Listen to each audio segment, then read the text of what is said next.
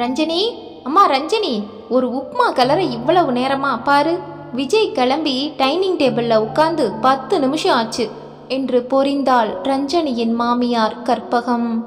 விஜய் வேறு யாரும் இல்லை, ரஞ்சனியின் சொந்த தாய்மாமன் மகன். கற்பகம் சொந்த அத்தைதான். விடாப்படியாக ரஞ்சனிதான் மருமகளாக வேண்டுமென்று ஒற்றை காலில் நின்று விஜயை அவளுக்கு கட்டி வைத்தாள். திருமணம் முடிந்து 2 மாதங்கள் ஓடிவிட்டன. முதல் ஒரு வாரம் பாசத்தை பொழிந்த கற்பகம் அடுத்த வாரம் முதல் ரஞ்சனியை ஆட்டி படைத்தாள். நின்னா குத்தம் உட்கார்ந்தா குத்தம்னு குறை கண்டுபிடிப்பதிலேயே இருந்தாள். விஜயுடன் சிரித்து பேச விடுவதில்லை. எங்கு வெளியே சென்றாலும் இவளும் அவர்களுடன் சென்று விடுவாள். அதனால் ரஞ்சனி மிகவும் சோர்வுடனும் சோகமாகவும் காணப்பட்டாள். இதை பார்த்த மாமனார் சீதாராமனுக்கு இரத்த கண்ணீரே வந்தது. தன் தங்கை மகள் இப்படி நம் வீட்டில் வந்து கஷ்டப்படுகிறாளே என்று தாய்மாமனாகிய அவர் உள்ளம் துடித்தது. விஜயும் ஒரு நாள் இவர் தனியாக இருக்கும்போது வந்து, அப்பா, நானும் ரஞ்சனியும் நல்ல ஃப்ரெண்ட்ஸாக தான் இருந்தோம். அம்மா தான் கல்யாணம் பண்ணி வச்சாங்க. ஆனால் இப்போ நான் அவள் மேலே உயிரையே வச்சிருக்கேன். அவள் மனசுக்குள்ளேயே மறுகிறத என்னால் பார்க்க முடியலப்பா. அதனால் நாங்கள் தனி குடித்தனம் போயிடலான்னு இருக்கோம் என்றான். இதை கேட்டவுடன் சீதாராமன் ஆடித்தான் போய்விட்டார். ஏனென்றால் விஜய் அவர்களுக்கு ஒரே செல்ல மகன். அவருக்கும் ரஞ்சனியை பார்க்க பாவமாகத்தான் இருந்தது. வேறு வழி தெரியாமல் ரஞ்சனியை தனியே வரவழைத்து அவளின் விருப்பம் கேட்டுவிடலாம் என முடிவு செய்தார். ரஞ்சனியை அழைத்து விஜய் கூறியதையெல்லாம் அவளிடம் சொல்லி அவளின் விருப்பத்தை கேட்டார். இல்லை மாமா, அத்தை என் சின்ன வயசுலேருந்தே என்கிட்ட ரொம்ப பாசமாக தான் இருந்தாங்க. இப்போ தான் கொஞ்ச நாளாக சரியில்லை.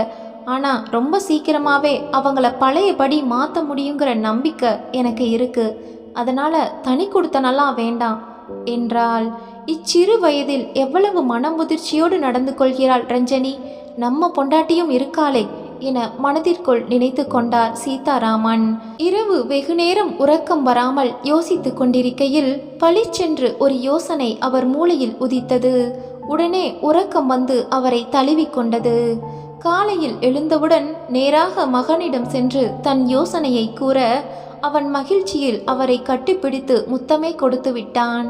இதை பார்த்த ரஞ்சனி குழப்பத்துடன் அவர்களை ஏறிட, அம்மாவை சரிகட்ட அப்பா வழி கண்டுபிடிச்சிட்டாரு அதான் என்றான். ஐயோ வேணாங்க, எனக்கு பயமா இருக்கு என அவள் சொல்ல, நீ அமைதியாயிரு, எல்லாத்தையும் நானும் அப்பாவும் பார்த்துக்கிறோம் என்றான் விஜய். இதெல்லாம் நடந்து 1 வாரம் ஆகிவிட்டது. திடீரென ஒரு நாள் மாலை 3 மணி அளவில் சொல்லாமல் கொள்ளாமல் சீதாராமனின் தாயார், அதாவது ரஞ்சனிக்கும் விஜய்க்கும் பாட்டி, மூட்டை முடிச்சுக்களுடன் வீட்டிற்கு வந்து இறங்கிவிட்டாள். 75 வயதானாலும் 5 புலன்களும் நன்றாக வேலை செய்தது. தன் வேலை அனைத்தும் தானே செய்து விடுவாள். மிகவும் நல்லவள், ஆனால் ஸ்ட்ரிக்ட் ஆபீசர். மாமியார் ஆதிலட்சுமியை பார்த்ததும் கற்பகத்திற்கு வயிற்றில் புலியை கரைத்தது. என்ன திருதிருன்னு முழிச்சுக்கிட்டு நிற்கிற? இந்தா என் பையெல்லாம் எடுத்துட்டு போய் உள்ளவை என குரல் கொடுக்க கற்பகம் பயபக்தியுடன் பையை வாங்கி கொண்டு போய் உள்ளே வைக்க போனாள். இதை பார்த்து கொண்டிருந்த ரஞ்சனி ஓடி வந்து பையை கற்பகத்திடமிருந்து வாங்க, நீ போய் காஃபி போடுறா குட்டி, உங்க அத்தை அதெல்லாம் பார்த்துப்பா என்றாள் பாட்டி. ரஞ்சனி ஓடி போய் காஃபி கொண்டு வர, அப்பாடா, இந்த மாதிரி அருமையான காஃபி இந்த வீட்டில் குடிச்சதே இல்லை.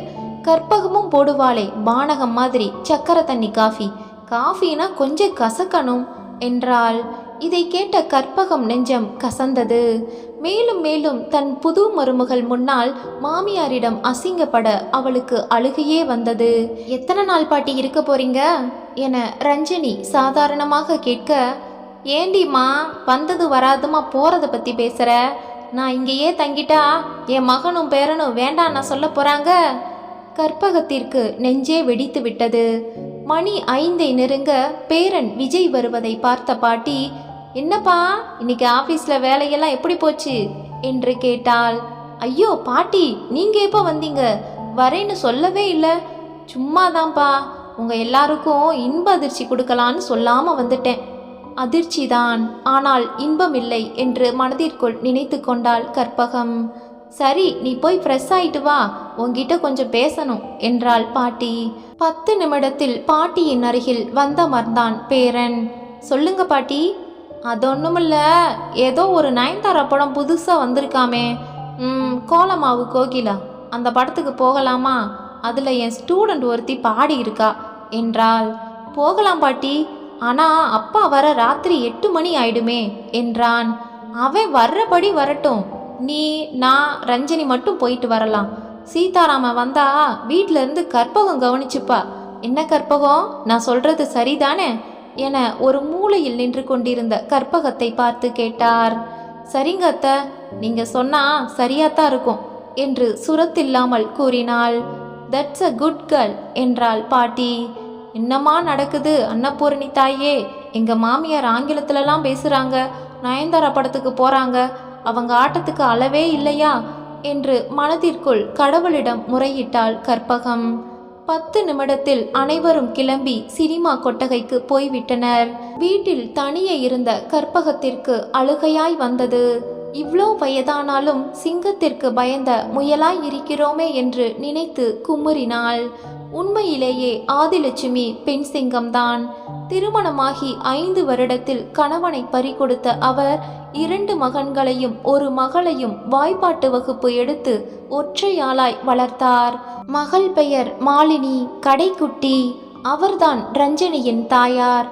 சீதாராமன் 2வது மகன். முதல் மகன் ஜானகிராமன் வீட்டில்தான் பாட்டி எப்பொழுதும் இருப்பாள். இன்றும் அவளிடம் பாட்டு பயிற்சி பெற்ற சிலர் சினிமாவில் பாடிக்கொண்டிருக்கிறார்கள். இப்படியே பலதையும் யோசித்தபடி கற்பகம் இரவு உணவை தயாரிப்பதை மறந்துவிட்டு சோபாவிலேயே உட்கார்ந்திருந்தாள். கணவன் சீதாராமன் உள்ளே வந்ததை கூட அவள் அறியவில்லை. என்ன கற்பகம், என்ன பலமா யோசிச்சுட்டு இருக்க? எங்க யாரையுமே காணோம் என்றார். அவர் கேட்டதுதான் தாமதம். உடனே பொலபொலவென்று கண்ணீர் விட்டாள். ஏய், இப்ப எதுக்கு குழந்தை மாதிரி அலற என அவர் கேட்க, ஆதிலட்சுமி பாட்டி வந்தது முதல் நடந்த அத்தனையும் கூறினாள். ஏங்க இப்படி? இவ்வளோ வயசானாலும் என்ன உங்க அம்மா இப்படி டார்ச்சர் பண்றாங்க. என் காஃபி சக்கரை தண்ணி மாதிரி இருக்குன்னு சொல்றாங்க.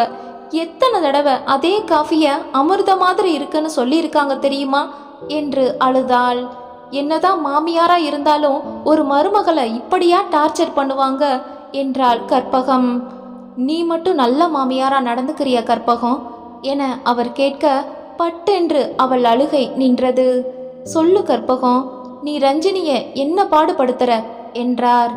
ஏன் கற்பகம் இப்படி அடியோட மாறிட்ட?